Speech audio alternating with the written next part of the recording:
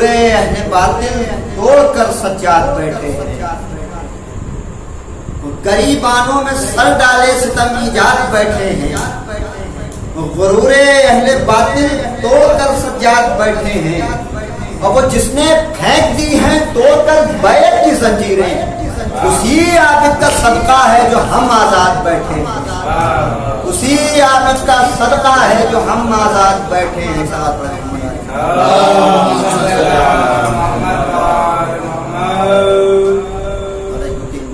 شعر پیش کرتا ہوں کہ کربلا جائیں گے بے خوف خطر جائیں گے، راہ دشوار ہے ہونے تو مگر جائیں گے، کربلا جائیں گے بے خوف خطر جائیں گے، راہ دشوار ہے ہونے تو مگر جائیں گے، راستہ روک نہ پاؤ گے بچھا کر بارو، کربلا فکر میں رکھیں گے گزر جائیں گے، راستہ روک نہ پاؤ گے بچھا کر بارو، کربلا فکر میں رکھیں گے گزر جائیں گے، اور ہم تو نکلے ہی ہیں مقتل کو سجانے کے لیے، تم سمجھتے ہو کہ ہم موت سے ڈر جائیں گے، ہم تو نکلے ہی ہیں مقتل کو سجانے کے لیے، تم سمجھتے ہو کہ ہم موت سے ڈر جائیں گے، اور جو بقا کرتے ہیں ممبر سے خلاف مرجع، ایک دن کھینچ لو ممبر سے سدھر جائیں گے، جو بقا کرتے ہیں ممبر سے خلاف مرجع، ایک دن کھینچ لو ممبر سے سدھر جائیں گے۔ ایک صلوات پڑھیں۔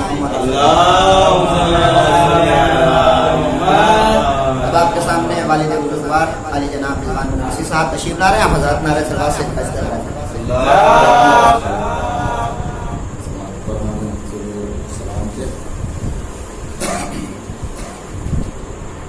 نہ مصطفیٰ نے کہا کچھ تیری رضا کے بغیر، نہ مصطفیٰ نے کہا کچھ تیری رضا کے بغیر، خودی کی کوئی حقیقت نہیں خدا کے بغیر، نہ مصطفیٰ نے کہا کچھ تیری رضا کے بغیر، خودی کی کوئی حقیقت نہیں خدا کے بغیر، کھڑا ہوا ہوں میں مقتل میں زندگی لے کر، سزا ملی ہے مجھے کیسی خطا کے بغیر، سزا ملی ہے یہ کیسی مجھے خطا کے بغیر، ہر ایک شخص سوالی ہے تیرے ہی در کا،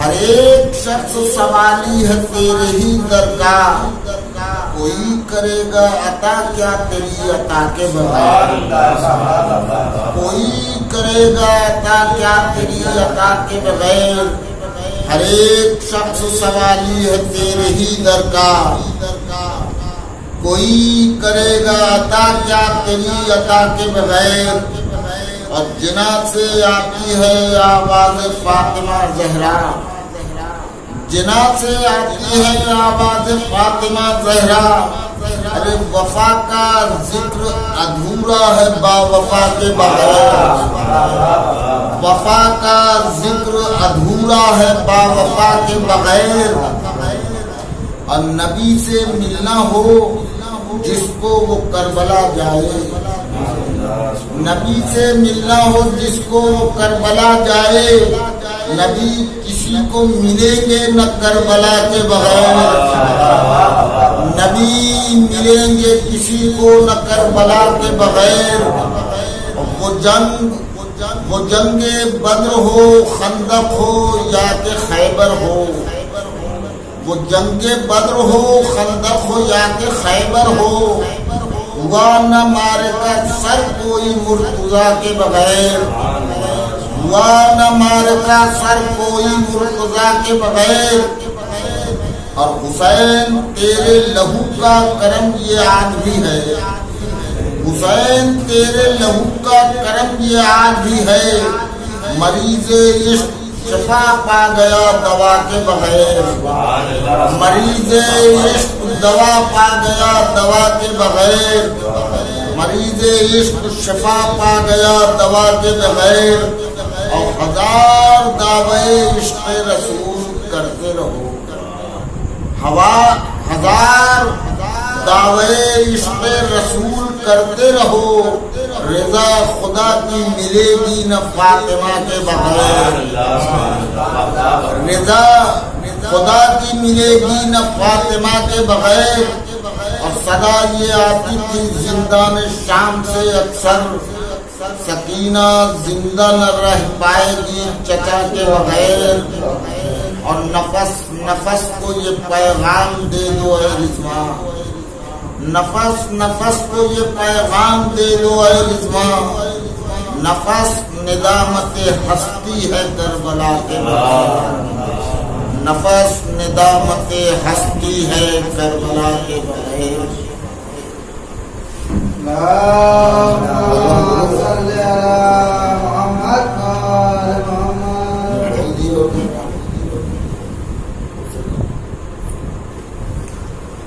رحم اللہ من کرم الفاتحہ۔ اللهم صل على محمد وعلى محمد۔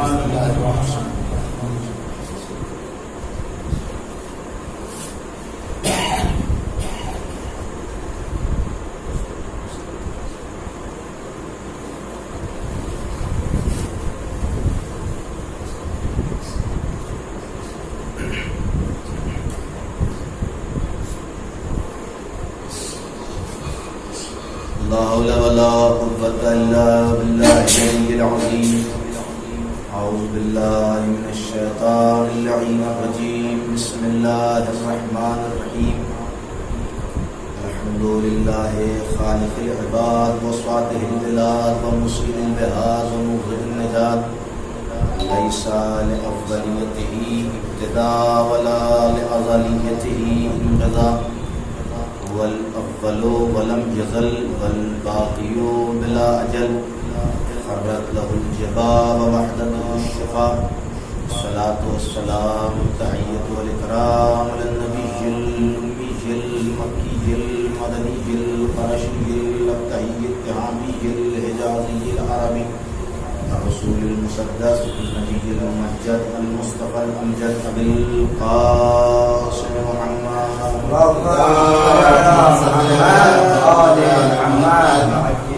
وعلى أهل بيته الطيبين الطاهرين المعصومين المظلومين، ولعنة الله على أعدائهم أجمعين من الآن إلى قيام يوم الدين.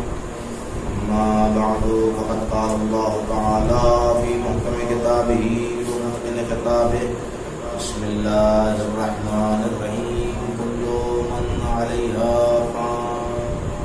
ناظرین و حاضرین، گزارش ہے حضرات سے کہ قبل بیان ایک مرتبہ سورہ الحم اور 3 مرتبہ سورہ اخلاص کی تلاوت فرما کر مرحوم مغفور سید مظاہر احمد ابن حسن احمد اور مرحومہ آمنہ بی بی بنت سید امین الدین بسم اللہ۔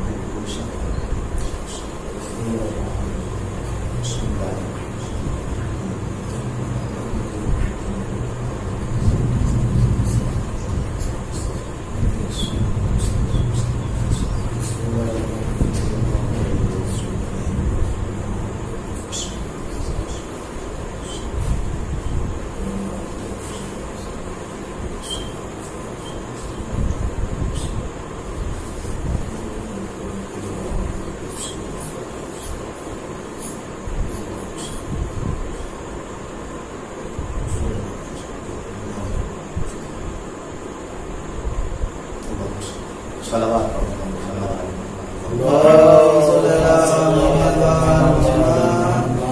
حاضرین گرامی قدر و معزز سامعین کرام، آپ کی خدمت عالیہ میں جس آیہ کریمہ کا انتخاب کیا گیا، بڑی ہی مشہور و معروف سورہ کی بڑی مشہور و معروف آیت ہے، اور یہ آیت تو قرآن کی ہر آیت انسان کی زندگی کے لیے کافی ہے، لیکن یہ آیت انسان کی زندگی کو زندگی پرسکون اور خدائی زندگی بنانے کے لیے کافی ہے۔ اس لیے کہ پوری عمر انسان اپنے آپ کو بنانے میں لگا رہتا ہے، اور اپنی عمر کا کوئی حصہ بھی وہ اس بات سے خالی اور اس فکر سے خالی نہیں رکھتا کہ کسی بھی صورت سے اپنے آپ کو بنا لیا جائے، وہ کسی بھی حوالے سے ہو، چاہے وہ اس کی اپنی ذاتی ملکیت ہو یا اپنی ذاتی زندگی ہو یا کچھ بھی ہو، ہر انسان اپنے آپ کو بنا ہوا دیکھنا چاہتا ہے۔ میں کسی منزل کو میں اپنی صورت بنا لوں، میں اپنی سیرت بنا لوں، ہر چیز کو وہ بنانے کی کوشش کرتا ہے، لیکن عام طور پر جو رواج دنیا ہے وہ اپنی تزئین و تعریف صورت کے لیے انسان زیادہ پریشان ہے۔ یعنی ہر آدمی چاہتا ہے کہ میں اپنی صورت کو اتنا زیادہ سجا لوں سنوار لوں کہ میرا کردار اس صورت کے پیچھے چھپ جائے. میرا کردار کیسا بھی ہو، میری صورت جب سامنے آئے تو لوگ میرے کردار کو بھولیں. لیکن خدا نے صاف طور پہ قرآن میں اعلان کر دیا کہ تم جتنا بھی اپنی زندگی کو سنوار لو، اپنے آپ کو بنا لو، کچھ بھی کر لو اپنی زندگی کے لیے، تو کلو من علیہا فان، جو کچھ بھی ہے اس کے لیے فنا ہے. یعنی ہر وہ چیز کہ جس پر لفظ چیز صادق آتا ہے اس کے لیے فنا ہے. وہ چیز فنا ہونے والی ہے، وہ باقی نہیں رہنے والی، اس کے لیے بقا نہیں. دیکھیے ہر انسان، جبکہ پتہ ہے انسان کو موت کا، لیکن اس کے باوجود اس کی کوشش یہ ہوتی ہے کہ اپنی زندگی کو اتنے اعلیٰ پیمانے پہ لے جایا جائے، اتنے اونچے لیول پہ لے جایا جائے کہ ہم سے اونچا کوئی نہ ہو. لیکن اس کے باوجود بھی جبکہ خدا یہ اعلان کر چکا ہے کہ اتنی اونچی پرواز کا کیا فائدہ، کہ جب خدا کہہ چکا ہے کہ کلو من علیہا فان، جو کچھ بھی ہے وہ فنا ہونے والا ہے. تمہاری زندگی میں کچھ بھی ہو، یعنی جس کو تم دائمی سمجھ رہے ہو وہ دائمی نہیں ہے بلکہ وہ فنا ہونے والی. ہمارا وجود اگر دیکھا جائے تو 4 مرحلوں سے آراستہ ہوتا ہے. جب ہم اس دنیا میں تشریف لاتے ہیں تو اس کو ہمارا بچپنا کہا جاتا ہے. اس کے بعد جب تھوڑا سا اور منزلیں کمال کی طرف پڑھتے ہیں اسے جوانی کہا جاتا ہے. اور پھر اس کے بعد جب تھوڑا سا منزلیں تنزل پہ آتے ہیں تو اسے ضعیفی کہا جاتا ہے. اور اس کے بعد چوتھا مرحلہ موت کا ہوتا ہے. یہ 4 مرحلے ایسے ہیں کہ جس سے انسان زندگی گزارتے ہوئے ایک آخری مرحلے تک پہنچتا ہے. جوانی ہے، بچپنا ہے، جوانی ہے، ضعیفی ہے اور موت ہے. یہ 4 مرحلے انسان کی تکمیل کے لیے. اب موت کے بعد پھر کچھ نہیں. ہاں کوثر، تسلیم، سلسبیل، جنت، یہ تمام چیزیں موت کے بعد کا مرحلہ ہے. لیکن موت سے پہلے تک جو مراحل انسان گزار رہا ہے، جس کو سب سے پہلا مرحلہ جس میں بچپن کا ہوتا ہے. آپ دیکھیں تو بچپن کا مرحلہ جو ہوتا ہے وہ کچھ ہی زمانے تک کا ہوتا ہے. انسان جب چھوٹا ہوتا ہے تو اسے وہ اپنے بچپن میں ہی مگن ہوتا ہے، سمجھتا ہے جو کچھ ہے بس یہی بچپن ہے. لیکن پھر اس کے بعد جوانی کا مرحلہ آتا ہے. جوانی انسان کو اتنا زیادہ اپنے رخ سے اور اپنی حقیقت سے ناآشنا سا کر دیتی ہے کہ وہ سمجھتا ہے کہ بس اب ہم کو جوان ہی رہنا ہے. لیکن جب انسان کی جب ضعیفی کی طرف بڑھتا ہے تو پھر اسے دھیرے دھیرے سمجھ میں آتا ہے کہ نہیں بھائی صاحب ہم کس لیے پیدا ہوئے ہیں اور ہمارا کچھ مقصد خلقت بھی ہے اور کچھ کرنا بھی ہے. اب ہے وہ زندگی پر کہ جس میں ضعیفی میں بھی نہ یاد آئے کہ ہمارا ہدف خلقت کیا ہے. لیکن یہ 3 مراحل ہیں جو 3 مراحل سے انسان گزرتا ہے. آپ دیکھیں بچپن میں جب قدم رکھا آدمی نے تو سوچا کہ ہو سکتا ہے یہ بچپن ہمارے ساتھ وفا کر جائے. لیکن بچپن نے وفا نہیں کیا اور ایک منزل پہ لا کر اس کو چھوڑ دیا. اس کے بعد وہ جوانی کے سپرد ہوا. اس نے جوانی سے تمنا کی کہ شاید یہ ہمارے لیے وفادار ثابت ہو جائے. لیکن جوانی بھی بے وفا نکلی اور جوانی بھی ایک منزل کو اسے چھوڑ دیا. پھر اس کے بعد اس نے ضعیفی میں قدم رکھا. وہ انسان ضعیفی میں جبکہ اس کے اندر حریص بھی ہے، تمنا بھی ہے، حرص بھی ہے کہ سب کچھ جمع کر لیا جائے اور سب کچھ اکٹھا کر لیا جائے. اس کے باوجود بھی اس نے یہ سوچا کہ شاید یہ زمانہ ہمارے لیے وفادار ثابت ہو، لیکن یہ بھی وفادار ثابت نہیں ہوا. یعنی آپ دیکھیں پہلا مرحلہ وہ بھی بے وفا نکلا، دوسرا وہ بھی بے وفا نکلا، تیسرا وہ بھی بے وفا نکلا. بس ایک چیز وفادار ثابت ہوئی جو چوتھا مرحلہ تھا جسے موت کہا جاتا ہے. یعنی ان 4 مرحلوں میں بھی اگر دیکھا جائے تو 3 بے وفا نکلے، ایک با وفا نکلے.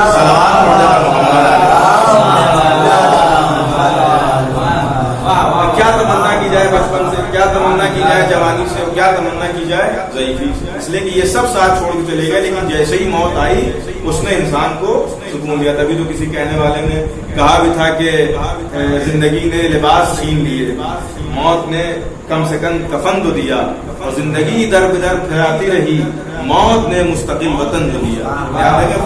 خوبصورت حقیقت کو بیان کیا گیا ان 4 مصروں میں اور بہت اچھی بات ہے. بہرحال جو انسان کا جو لمحات زندگی ہے وہ ان 4 مرحلوں سے گزرتا ہے. جب انسان بچپن میں قدم رکھتا ہے، ابھی اس دنیا میں آیا تھا کہ اب جیسے ہی اس دنیا میں آیا تو انسان نے جب اس کے اندر شعور نہیں ہے، زبان نہیں ہے، کچھ نہیں، وہ اپنے ہر ہدف کو پہچانوانے کا بس ایک ہی سلیقہ رکھتا ہے جسے رونا کہا جاتا ہے. اب اسے کچھ بھی چاہیے وہ رو کے بتائے گا، کچھ بھی کرنا ہے وہ رو کے. اس کو پتہ ہی ہے کہ میرا سارا کام حل ہی رونے سے ہوگا، اور یہ رونا سب کو پسند نہیں ہے. اور کر رہے ہیں یہ رونا سب کو پسند ہے. کہ انسان جب چھوٹا ہوتا ہے تو 2 طریقے سے روتا ہے. کیسے روتا ہے؟ ایک مرتبہ آتے ہی روتا ہے، وہ رونا کسی کو یاد نہیں رہتا، وہ رونا بھول جاتے ہیں. لیکن دوسرا رونا جو ہوتا ہے بات بات پہ رونا، کام کام پہ رونا، گھر جانا، گھر سے باہر جانا ہے تو رونا، کوئی چیز چاہیے تو رونا، کچھ لینا ہے تو رونا، کچھ دینا ہے تو رونا، کچھ سمجھانا ہے تو رونا. یہ دو مرحلے ہیں رونے کے. ایک تو جیسے ہی پیدا ہوا تب رونا، دوسرے ان مرحلے کے بعد پھر رونا. لیکن میں آپ کی خدمت میں عرض کروں یہ جو پہلا رونا تھا یہ اتنا عظیم رونا تھا کہ اگر کوئی آنے والا نہ روئے تو اب جو ڈاکٹر ہے وہ پریشان، جو نرس ہے وہ پریشان، جو صاحب خانہ ہے وہ پریشان، سب کے سب منہ تارے کھڑے. بھائی کیوں منہ تارے کھڑے ہو؟ کہنے کہ بچے نے رویا نہیں. تو نہیں رویا تو کیا مسئلہ ہے؟ کہ رویا نہیں تو اس کی زندگی کا ثبوت نہیں مل رہا. رویا نہیں تو اس کی زندگی کا ثبوت نہیں مل رہا. کہ زندگی کا ثبوت کیسے ملے گا؟ کہ زندگی کا ثبوت یہ ہے کہ روئے. پتہ چلا اگر کوئی روتا ہے تو اس کی زندگی کو جو ہے جس سے زندگی ثابت ہوتی ہے. دوسرا جو ہوتا ہے وہ قدم قدم پہ رونا ہوتا ہے. اچھا انسان جب روتا ہے تو رونے کے بعد اس کو قدرت لوریاں سنانے کے لیے کہتی ہے. کون سی لوری ہوتی ہے؟ جیسے ہی بچہ پیدا ہوا اور اس نے رونا شروع کیا تو اس کے دائیں کان میں اذان کہی جائے اور بائیں کان میں اقامت کہی جائے. اچھا آپ یہ دیکھیں یہ جو دائیں کان میں اذان کہی جا رہی ہے، بائیں کان میں اقامت کہی جا رہی ہے، تو دنیا کی کسی بھی اذان و اقامت کا قانون دیکھ لیں. اذان ہوتی ہے، اقامت ہوتی ہے، اس کے بعد نماز ہوتی ہے. لیکن نہ یہاں اذان تو ہوئی، اقامت بھی ہوئی، نماز نہیں ہوئی. اور کیا آپ نے اذان ہوئی، اقامت ہوئی، نماز نہیں ہوئی یہاں پہ. لیکن ایک مرحلہ ایسا آیا کہ جب آپ لیٹے ہوئے تھے وہاں سب کو نماز کے لیے بلایا گیا، لیکن نہ اذان ہوئی نہ اقامت ہوئی. یعنی جب آدمی دنیا میں آیا کان میں اذان بھی ہوئی، اقامت بھی ہوئی، نماز نہیں ہوئی. جب آدمی دنیا سے گیا تو نماز ہوئی، نہ اذان ہوئی نہ اقامت ہوئی.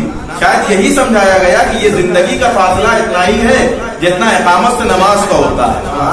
اور دوسرا پیغام شاید یہ دیا گیا کہ اس زندگی کے لمحات کو ایسے ہی پاکیزہ رکھنا جتنے پاکیزہ وہ لمحات ہوتے ہیں جب انسان اقامت سے لے کے نماز تک کا سفر کرتا ہے. صلوات پڑھتے ہیں.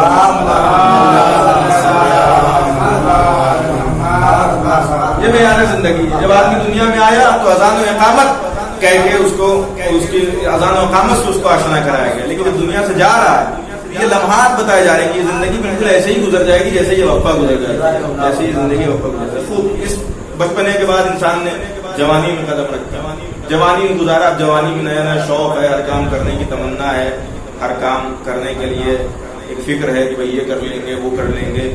اور وہ مرحلہ بھی گزرتے گزرتے اس کے بعد آدمی ضعیفی میں چلا گیا. اور ضعیفی میں جانے کے بعد اب یہ ہوتا ہے کہ صاحب یہ جمع کر لیا جائے، وہ جمع کر لیا جائے، یہ کر لیا جائے، وہ کر لیا جائے، یہ اکٹھا کر لیا جائے. چونکہ روایت میں بھی ایک انسان جب ضعیف ہوتا ہے تو اس کے حرص کی تمنا بڑھ جاتی ہے، یعنی جمع خوری کی تمنا بڑھ جاتی ہے. دیکھیں اب کیا کیا جائے، تیسرے ہی مرحلے میں جمع خوری بھی ہے، تیسرے ہی مرحلے میں جمع خوری بھی ہے. اب اس نے جمع تو کر لیا سب چیز، ادھر سے کتابیں جمع کر لی، ادھر سے یہ جمع کر لیا، ادھر سے وہ جمع کر لیا.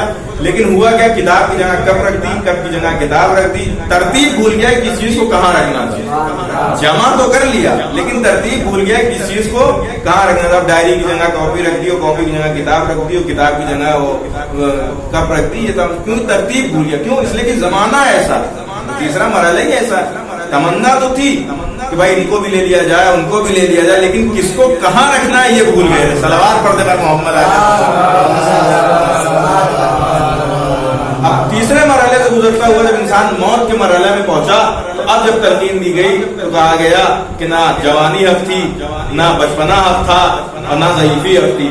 الموت حق، موت حق تھی. یعنی نہ پہلا حق تھا، نہ دوسرا حق تھا، نہ تیسرا حق تھا، بلکہ یہ چوتھا حق ہے. صلوات پڑھتے ہیں. موت کو حق کہا گیا، جوانی کو حق نہیں کہا گیا، بچپنے کو حق نہیں کہا گیا، ضعیفی کو حق نہیں کہا گیا، موت کو حق کہا گیا. کہ یہ موت ایک ایسی حقیقت ہے. کیوں نہ کہا جائے موت کو؟ اس لیے کہ کائنات میں ایسے ایسے انکار کرنے والے ملے جنہوں نے اللہ تک کا انکار کر دیا. بہت سے ایسے لوگ ہیں صاحب اللہ ہی کو نہیں مانتے، اگرچہ ان کی عقل، ان کی درایت اور ان کا محتاج، ان کا احتیاج اس بات کی دلالت کرتی کوئی خدا ہے. یعنی ان کا ضمیر اندر سے ماننے کے لیے تیار ہے کہ کوئی خدا، لیکن وہ خدا کا انکار کرتے ہیں. لیکن ایسے خدا کے انکار کرنے والے بھی موت کا انکار نہیں کر سکتے. آپ کائنات میں کسی ایک کو نہیں بنا دکھا سکتے جو یہ کہتے صاحب نہیں موت کوئی چیز ہے. موت ایک ایسی حقیقت واحدہ ہے جس کا سب نے اقرار کیا، جس کو سب نے مانا. اب موت تو سب کو آتی ہے، موت سارے لوگوں کو آتی ہے، سب کو موت آنی ہے اور ہر آدمی کو موت آتی ہے. لیکن اب مسئلہ یہ ہے کہ اب یہاں پر اختلاف ہوتا ہے. کچھ کہتے ہیں موت ہی انسان کا خاتمہ ہے, کچھ کا نظریہ یہ کہ نہیں اب موت کے بعد اب دوسرا زندگی انسان کو دوسری زندگی ملے گی. لیکن ہمارے یہاں جو ائمہ سے روایت ہوئی موت کے بارے میں سوال پوچھا گیا کہ مولا یہ ہوتا ہے موت کسے کہتے ہیں؟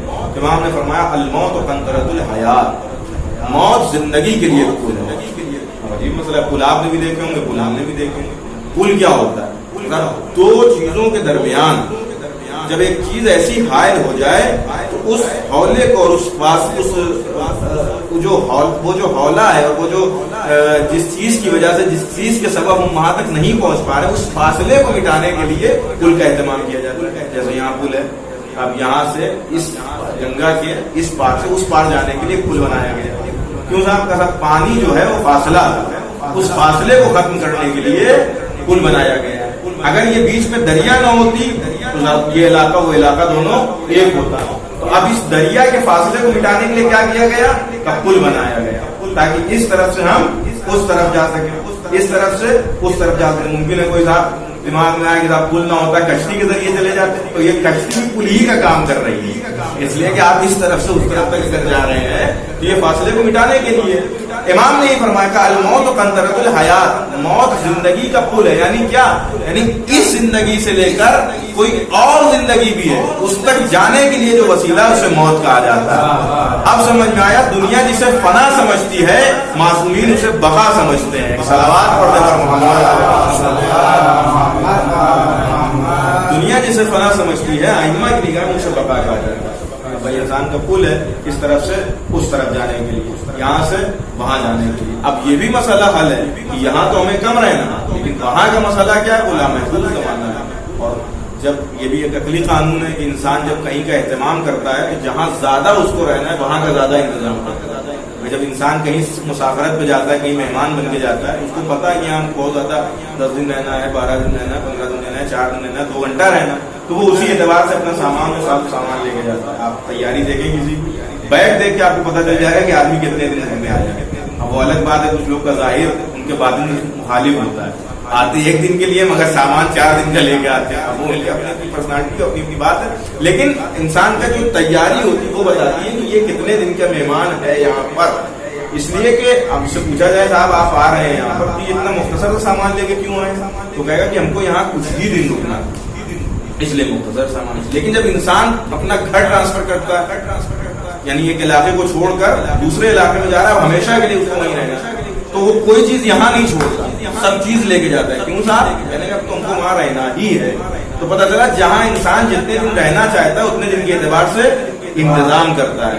اسی لیے امام نے فرمایا کہ یہ دنیا مومن کے لیے قید خانہ ہے, کیونکہ مومن تو یہاں کچھ ہی دن کے لیے رہنے والا ہے. اصلی اس کی زندگی, اصلی اس کی حیات تو وہاں ہے. اب یہ دیکھنا ہے کہ انسان وہاں کے لیے کتنا اہتمام کر کے جاتا ہے, کتنا انتظام کر کے جاتا ہے. چونکہ یہ عقلی قانون ہے, انسان جہاں جتنے دن رہنا چاہتا ہے وہ اتنے دن کا اہتمام کرتا ہے. اور یہ واضح ہے کہ وہاں رہنا چاہے یا نہ رہنا چاہے, موت کے بعد وہیں رہنا ہے. تو ظاہر سی بات ہے جب وہاں رہنا ہے تو کچھ نہ کچھ اہتمام, کچھ نہ کچھ انتظام کر کے جانا ہے. بس موت سے ڈر کا سبب یہ ہے. امام سے پوچھا گیا کہ لوگ آخر موت سے کیوں ڈرتے ہیں؟ کہ موت سے اس لیے ڈرتے ہیں کیونکہ وہ موت کے لیے تیار نہیں ہوتے. کیوں تیار نہیں ہوتے موت کے لیے؟ کہ اس لیے کہ ان کی تیاریاں نامکمل ہیں.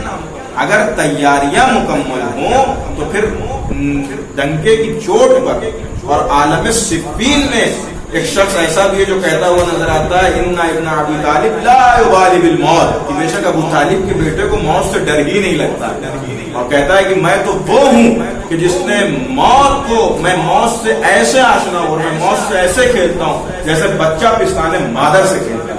آپ دیکھیں خدا کی کیا تعبیر ہے مولا کی. مولا امیر المومنین علیہ الصلوۃ والسلام نے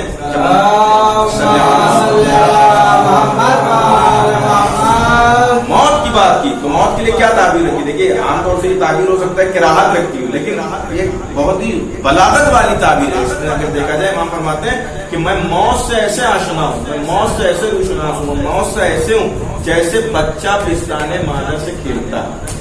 آپ دیکھیں بچے اور پستانے مادر کی جو شباہت دی ہے یہاں پر, ایک شباہت میں آپ کے سامنے کروں. امیر المومنین نے کیا کہا کہ بچہ جیسے پستانے مادر سے کھیلتا ہے. اس کا کیا مطلب؟ بچہ کیوں پستانے مادر سے کھیلتا ہے؟ دیکھیے بچہ جب چھوٹا ہوتا ہے کسی چیز سے آشنا ہو یا نہ ہو, لیکن پستان مادر سے آشنا ہوتا ہے. کیوں ہوتا ہے؟ اس لیے کہ اس کو پتا ہے کہ ہمارا خزانہ حیات یہیں پر ہے, ہمارا خزانہ زندگی یہیں پر ہے. اگر ہم کو زندہ رہنا ہے تو یہیں سے ہم کو اپنا رزق طلب کرنا ہے. اگر ہم کو زندہ رہنا ہے تو ہم کو اپنا رزق یہیں سے طلب کرنا ہے. اس کا مطلب بچہ جانتا ہے کہ ہماری حیات یہیں پر ہے. بچہ جانتا ہے کہ ہماری حیات یہیں پر ہے. اب امام فرما رہے ہیں کہ جیسے وہ بچہ اپنے منبع حیات کو پہچانتا ہے, ویسے ہی میری نگاہ میں موت ہے. یعنی جیسے بچہ جانتا ہے کہ وہاں ہماری حیات ہے, ویسے ہی علی بھی موت کو موت نہیں سمجھتا بلکہ حیات سمجھتا ہے. اس لیے کہ علی کی نگاہ میں یہ موت زندگی ہے. اور کیوں نہ زندگی ہو؟ اس لیے کہ جس کی باکمال زندگی ہوتی وہ موت سے نہیں ڈرتی, جس کی باشرف زندگی ہوتی وہ موت سے نہیں ڈرتا ہے, جس کی باکمال زندگی ہوتی وہ موت سے نہیں ڈرتا ہے, جس کی زندگی اللہ کے لیے ہو اسے موت سے ڈرتا ہو. اور یہی تو وجہ تھی کہ جب عصر عاشور حسین نے چراغوں کو گل کر دیا, اس کے باوجود بھی جب چراغ گل ہو گئے اور اس کے بعد دوبارہ جب چراغ جلائے گئے تو عجیب مرحلہ تھا. دیکھا کہ اصحاب حسین نے اپنی تلوار کو اپنے گلے پہ رکھ رکھا ہے اور کہہ رہے ہیں آقا یہ جان اگر 70 مرتبہ بھی ہمیں دی جائے تب بھی ہم آپ کو قربان کرنے کے لیے تیار ہیں. یہ کون سا جذبہ اسحاق تھا؟ یہ کون سا جذبہ قربانی تھا؟ یہ وہی جذبہ قربانی تھا کہ جو حسین کے رکاب میں آئے ہوئے. باب ازا یقیناً جب ہمارے اوپر کوئی مشکل ہوتی ہے تو ہم غم اہل بیت کو یاد کرتے ہیں. کیوں نہ یاد کریں غم اہل بیت کو؟ اس لیے کہ یہی وہ غم ہے جو تنہا ہمارے غموں میں تسلی کا باعث ہے. یہی وہ غم ہے جو تنہا ہمارے غموں میں تسلی کا باعث ہے. اس لیے کہ ہمارے غموں کو اگر سکون چاہیے تو کربلا کی طرف دیکھنا پڑے گا. کربلا میں کون سا ایسا کردار ہے جو ہمیں سکون دینے کے لیے نہ ہو؟ عزیزوں کوئی جوان کا غم ہے تو کیا کوئی جوان علی اکبر سے بڑا تھا جس کے لیے غم ہو؟ عزیزوں اگر کوئی باپ کا غم ہے تو کیا زین العابدین سے پیارا کسی کا باپ تھا کہ جو کربلا کے میدان میں عزیزوں روایت لکھتی ہے کہ جب امام زین العابدین علیہ السلام کا قافلہ 11 محرم کو گنج شہیدہ سے گزارا جانے لگا تو امام کے چہرے کا رنگ متغیر ہوا. جیسے ہی امام کے چہرے کا رنگ متغیر ہوا, ایک مرتبہ عقیلہ بنی ہاشم نے دیکھا, جناب زینب نے دیکھا کہ سید سجاد کے چہرے کا رنگ متغیر ہے. روایت لکھتی ہے کہ شہزادی نے اپنے آپ کو ناکے سے گرا دیا. جب شہزادی نے اپنے آپ کو ناکے سے گرایا, سید سجاد متوجہ ہوئے, آواز دی اے بیٹا سید سجاد کیا اس عالم غربت میں تم بھی ہمارا ساتھ چھوڑ جاؤ گے؟ آواز دیے بوبی اماں, ارے آپ نے انصاف نہیں کیا. آپ دیکھ رہی ہیں کہ وہ نجس پشتہا دفن کر دیے گئے, وہ نجس اجسام دفن کر دیے گئے, لیکن یہ خانوادہ عصمت و طہارت سے پروردہ میرے بابا کا جنازہ یہ بے گورو کفن زمین کربلا پہ پڑا ہوا ہے. اور باب ازا جیسے ہی ایک مرتبہ یہ منظر دیکھا, زینب نے کہا اے میرے لال گھبراؤ نہیں, یہی وہ مقام ہے جہاں تمہارے بابا کا روضہ بنے گا, لوگ تمہارے بابا کی زیارت کے لیے آئیں گے. لیکن زینب کا دل تڑپ گیا ہوگا, آواز دی ہوگی اے بھیا ابھی تو سر پہ ردا بھی نہیں ہے جو تیرے جنازے پہ اڑا دوں. اے بھیا اگر تیرے سر پہ ردا ہوتی تو تیرے جنازے پہ اڑا دوں. سیال الذین ظلموا انا للہ و انا الیہ راجعون. گزارش ہے حضرات سے کہ مرتبہ سورہ رحم اور 3 مرتبہ سورہ اخلاص کی تلاوت فرما کر مرحوم سید مطہر احمد بن حسن احمد اور مرحومہ آمنہ بی بی جیسے